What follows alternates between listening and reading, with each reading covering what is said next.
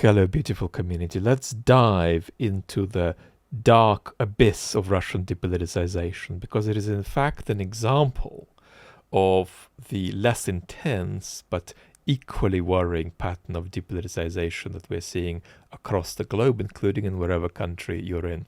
So we're actually going to do a skit about what would happen to deeply depoliticized Russians if Putin woke up one day and said, that's it, we've got a new policy, and that new policy is that all Russians are going to be fitted with an anal clamp. How are they going to react to that?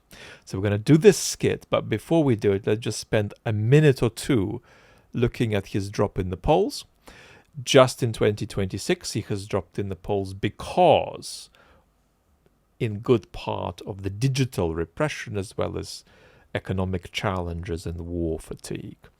The same poll says that 73 to 74% still trust Putin if they ask directly, do you trust him? But only 29% name Putin as the politician they most trust if they are invited to just spontaneously give that answer.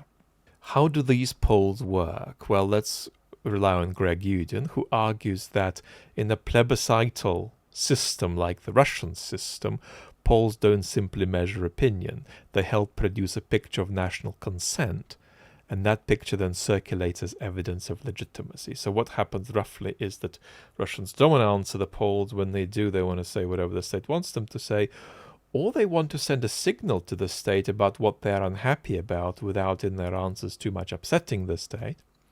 Whereas the state's purpose is to ask questions in such a way as to maximize the perception of a pro-Putin consensus, so that Putin can tell citizens, however you feel, everybody else in your building likes me.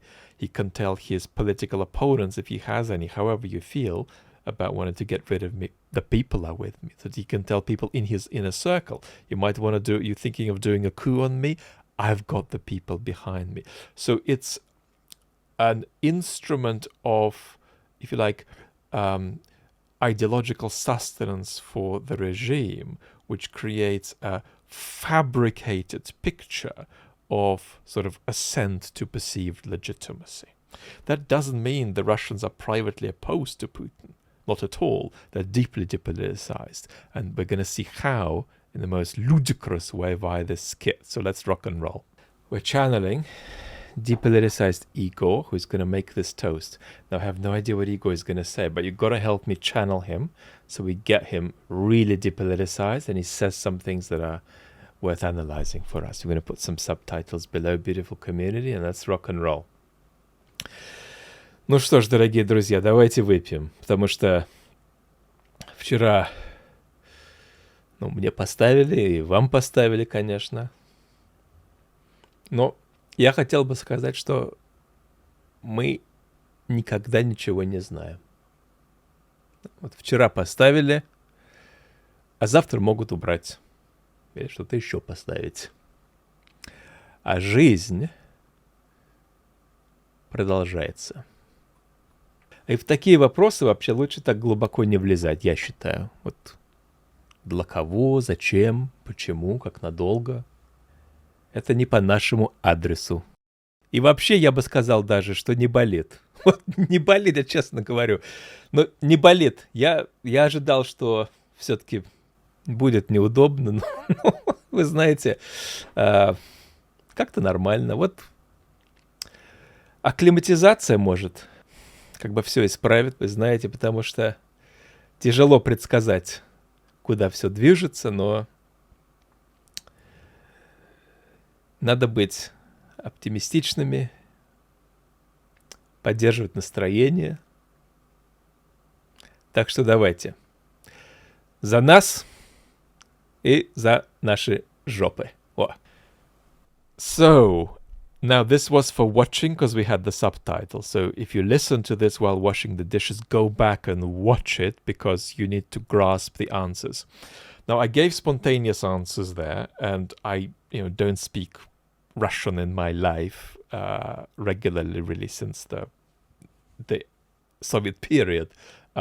But I was very organic in the kinds of turns of phrase I used. I was really inside Russian culture.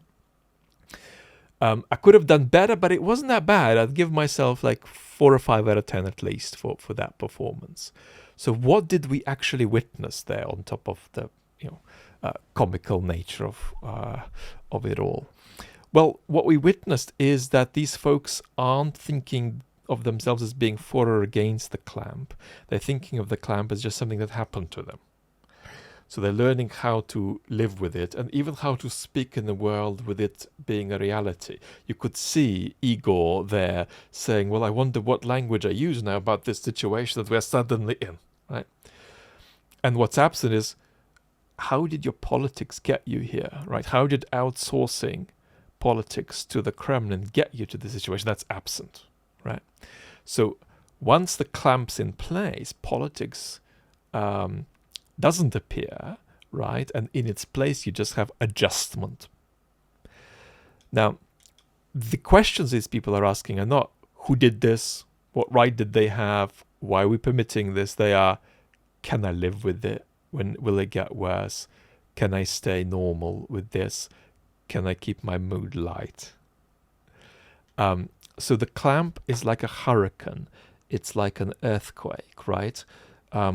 It's a weird question to ask, are you for it or are you against it? You can't be any more for it or against it than you might be for or against the universe, or for or against the fact that it's raining on a particular Tuesday. It is what it is, and then you react to it. I'm going to cut off here because we've talked a lot about this, and there's even a main channel video about the apathy in the Russian society, which you can find if you click most popular. I think it clocked over 500,000 views. But I hope this was of value, and don't think this is a Russian problem. It's coming your way too.